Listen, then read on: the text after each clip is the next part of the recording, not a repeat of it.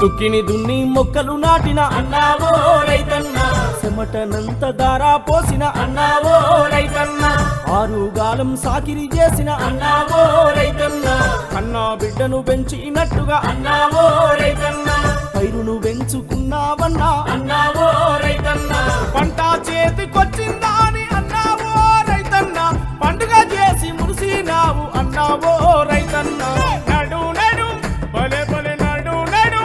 చల్ నడు నడు రైతన్నో నడుం గట్టు రైతన్న ఓడు దారిలో రైతన్నో పోదాం పద రైతన్న